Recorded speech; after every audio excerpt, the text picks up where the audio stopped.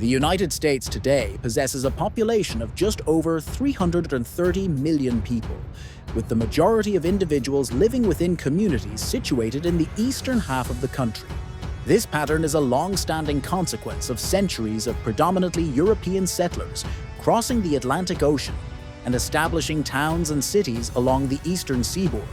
Comparatively, significantly fewer settlements are found in the western half of the nation, the only notable exception being the coastal populations clinging to the Pacific shoreline, stretching from California in the south to Washington state in the north. However, a little over 2 centuries ago, specifically in the year 1800, the population distribution of the United States appeared markedly different. At that time, only 5.3 million Americans lived in 16 states bordered by the Atlantic Ocean to the east and the Appalachian Mountains to the west. Beyond those borders lay a vast, uncharted wilderness of grassland plains, snow-capped mountains, and arid deserts, which were home to thousands of native tribes who had resided in this territory for millennia. In just a handful of decades, this entire area would be opened up and explored by prospective white settlers moving from the east, eager for an opportunity to improve their lives in this new land of promise. This is the story of how the United States expanded westward. The expansion of the United States began almost immediately following the achievement of independence from Britain in the late 18th century.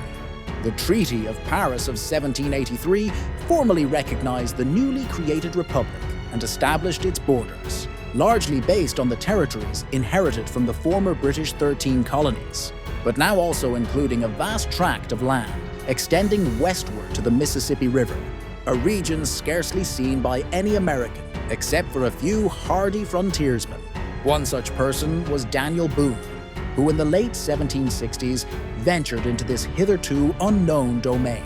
Boone was aware of the Cumberland Gap, a mountain pass long utilized by native peoples to traverse the Appalachians.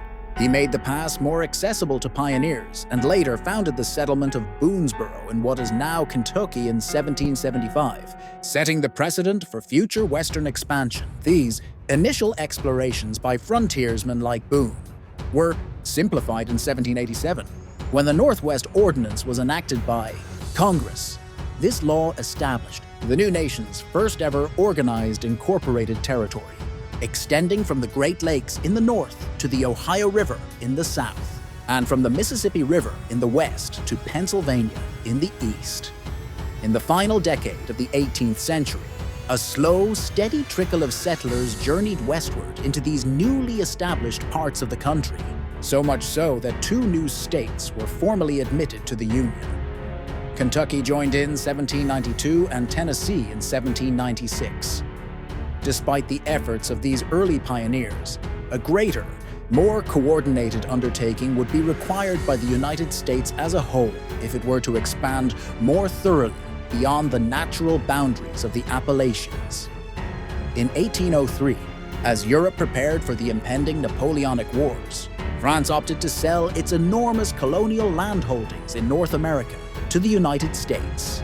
This transfer was completed for $15 million under the terms of the Louisiana Purchase and encompassed an immense swath of land, stretching from the western bank of the Mississippi River all the way to the high peaks of the Rocky Mountains. The subsequent year, President Thomas Jefferson's administration commissioned a scientific and cartographic expedition to explore and map the newly acquired territory. Meriwether Lewis and William Clark, along with 40 companions, traveled across the Louisiana territory and reached the Pacific Ocean in 1805.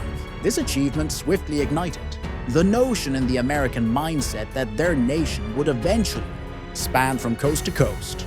This idea, which was later termed manifest destiny, would come to define the efforts of the American populace in their move westward throughout the 19th century. Progress in this endeavor was initially slow, but settlements gradually began to emerge on the southern shores of the Great Lakes in the 1810s and 1820s, with the town of Chicago being founded in 1833. Further to the west, across the Mississippi River, the frontier remained a savage and perilous place. attracting only a select few who were desperate or brave enough to endure it. Amongst these were the mountain men, who worked the great rivers of the region, making a living as hunters and collecting animal furs, which were highly valuable commodities during the first half of the 19th century. Men, such as Hugh Glass and Jim Bridger, were vital in accumulating knowledge of the region's terrain and waterways, which assisted in establishing the earliest settlements in this area of the frontier. These typically manifested as fortified trading posts that served as regional centers for the burgeoning fur trade. Gradually, overland routes developed to link these scattered settlements, which subsequently evolved into the earliest pioneer trails. These were simply marked and mapped paths that enabled prospective settlers in wagon trains to attempt the journey to the fertile Willamette Valley in Oregon, which Lewis and Clark's expedition had discovered years earlier. Despite the zeal and drive of the fledgling American nation to expand across this vast, unmapped western wilderness, these lands were not simply lying vacant for the United States to claim as its own.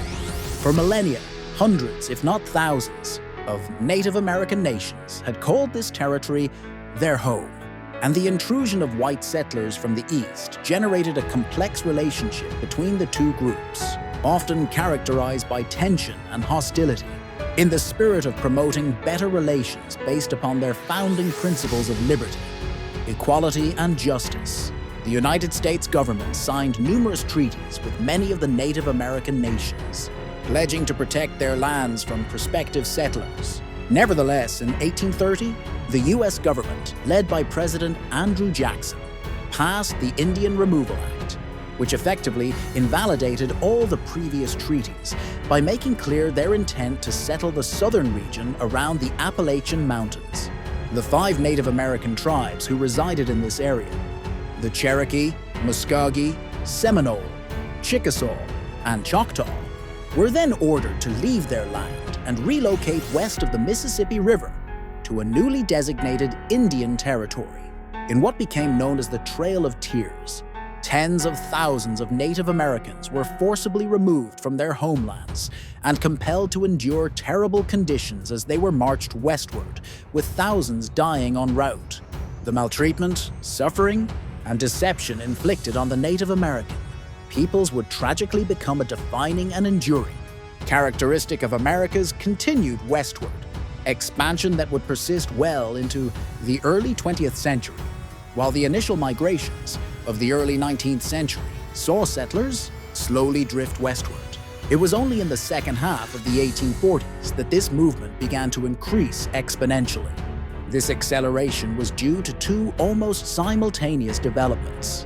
The first occurred in May 1846, when the United States declared war on Mexico, following years of simmering tensions between the two nations. Much of this hostility revolved around the status of the Republic of Texas, which the U.S. had annexed in December 1845, making it the 28th state admitted to the Union. The ensuing Mexican-American War lasted nearly 2 years and concluded with a U.S. victory after they successfully occupied Mexico City in 1847 through the Treaty of Guadalupe Hidalgo that followed. Mexico ceded a vast quantity of land to the United States, corresponding to much of modern-day California, Texas, New Mexico, Arizona, Nevada, Colorado, and Utah. The second development occurred around the same time the treaty with Mexico was being finalized. In the hills of California, American settlers had discovered gold. As news of this exciting find rapidly spread, tens of thousands of people began making preparations to head west in search of their fortune. These settlers became known as the 49ers, as they first started arriving in California in large numbers in 1849. They traveled either overland along routes such as the Santa Fe, Oregon, and California trails, or else sailed from ports on the eastern seaboard south to Panama, before trekking overland across the isthmus to the Pacific Ocean, then sailing north again to the coast of California. By the mid-1850s, some 300,000 people had arrived as part of the gold rush, which drastically transformed the region's demographics and provided a fast track for California to be admitted. As the 31st state in September 1850, the California Gold Rush was merely the first event of its kind that fueled a massive influx of people into the American West. Throughout nearly every decade of the mid to late 19th century, countless discoveries of gold, silver, and oil were made across many of the unorganized territories of the United States. This led to the emergence of boomtowns like Deadwood in South Dakota and Tombstone in Arizona, which quickly became home to thousands seeking to exploit these valuable resources and become rich. These towns also attracted entrepreneurs looking to profit from the recent discoveries, with saloons, hotels, gambling dens, and brothels quickly springing up. These effectively aimed to mine the miners of any profits they managed to acquire. Consequently, many prospectors ended up leaving poorer than when they had arrived. But for those few who had gotten lucky and struck it rich, they often packed up their belongings and moved on to new opportunities, leaving virtual ghost towns in their wake. As new population centers began to sprout out of the region, so did new economies and markets. Livestock proved highly suitable on the rolling, open plains that covered much of the center of the now continental United States. Cattle in particular were a highly prized and sought-after animal to raise. Huge herds soon ranged from the ranches and cattle markets across Texas, New Mexico, Arizona, Colorado, and further north into Wyoming, the Dakotas, and Montana, and were driven by men who would soon become the archetypal symbol of the American West, the cowboy. The range of motivations for settlers heading out west varied enormously and did not simply relate to those looking to improve their economic standing. Utah, for instance, was largely settled by the Mormons from the late 1840s onwards, as their leader Brigham Young determined that a new land was necessary for the followers of the Church of Latter-day Saints after they experienced extensive persecution back east. The journey would be undertaken by approximately 70,000 Mormons over the next 20 years and resulted in the development of the Salt Lake Valley, which remains the religious heartland of the church today. Perhaps the most significant development that facilitated the increasing numbers of settlers into the American West was the railway. Although an already extensive and well-developed rail network covered much of the eastern side of the country, it was recognized that a connection was needed between the Atlantic and Pacific coasts, which could then branch off and extend to the rest of the country. Thus, in 1863, initial construction began on the first transcontinental railroad. However, the ongoing American Civil War delayed any significant progress. Although the conflict primarily occurred on the eastern side of the country, some fighting did take place west of the Mississippi River, which prevented the allocation of men, material, or finance towards the project until after the war's conclusion in 1865. By that point, in the spirit of reconciliation and in an effort to heal the nation's divisions, the federal government began concentrating its efforts on uniting the nation with the railway's completion. The Union Pacific Railroad started laying tracks westward from Omaha, Nebraska, and the Central Pacific Railroad began the same undertaking eastward from Sacramento, California. 6 years after the groundbreaking ceremony, the two railroads joined on the 10th of May, 1869 at Promontory Summit, Utah Territory. When the final spike was driven in, travel time between the coasts was now reduced from 6 months to a little over a week. The growth of the railroads was also supplemented by further advances in technology, such as the telegraph, the telephone, and the steamship, all of which made travel and communication across the country easier. Additional incentives to encourage settlers to move out west were offered by the government with the Homestead Act of 1862. This offered parcels of federally owned land for as little as $1.25 per acre, in the hope that any would-be settler would purchase a large tract and convert the uncultivated soil into highly productive farmland, which could then support the ever-growing nation. Although the opening of the West provided many with the chance to better themselves through trade, commerce, or even striking it rich, it also offered some a path to acquiring wealth through more illegal means. Due to the sheer enormity of the open country and the sporadic communities that dotted it, law and order was far more difficult to establish and maintain in the West than it was back east. Knowing there was little chance of being apprehended and punished, men such as Jesse James, Butch Cassidy, and the Sundance Kid turned to a life of crime, preying upon the poorly guarded stagecoaches, trains, and banks across the region. To combat the reckless criminality that occasionally afflicted the West, lawmen were hired to track down and bring to justice those who were wanted felons. Men like Wyatt Earp and Pat Garrett, as well as employees of the Pinkerton Detective Agency, became legends in the West as they sought to impose law and order on the violent and dangerous frontier. Violence was by no means limited to the newly established settlements, as the United States continued to expand by absorbing the lands of the ever-diminishing Native American nations that remained. Those tribes that refused to willingly surrender their lands became increasingly resolute in making a stand and fighting for their way of life. People of the Sioux and Apache nations in particular mounted determined resistance against the United States, resulting in conflicts such as the Great Sioux War of 1876 and the Apache Wars of the 1880s. Native American leaders like Sitting Bull and Crazy Horse were at times successful in repelling the U.S. Army, such as at the Battle of the Little Bighorn. The Apache leader Geronimo similarly led bands of warriors on raids to ambush American targets in Arizona and New Mexico. To counter the increasing threat posed by hostile Native Americans, the federal government began to augment its military presence across the frontier with the construction of forts to permanently house American troops. Ultimately, however, the overwhelming technological and military superiority of the United States ensured that the remaining Native American peoples of the West were subdued and compelled to move on to reservations to make way for more settlers. The settlers themselves, who were migrating westward, were not a homogeneous group. As the 19th century progressed, millions more Europeans began migrating to the United States in pursuit of a better life, free from religious persecution, political instability, and poverty. As they arrived in cities like New York, Philadelphia, Boston, and Baltimore, the population of the East Coast began to surge and the numbers of urban poor in overcrowded slums increased. Over time, these people looked beyond their immediate ports of arrival and sought opportunity elsewhere, with the West offering an attractive prospect of cheap land and a fresh start. Some nationalities were more prevalent than others in the settlement of the West, with the Irish and Germans being the most numerous to establish new homes in these regions.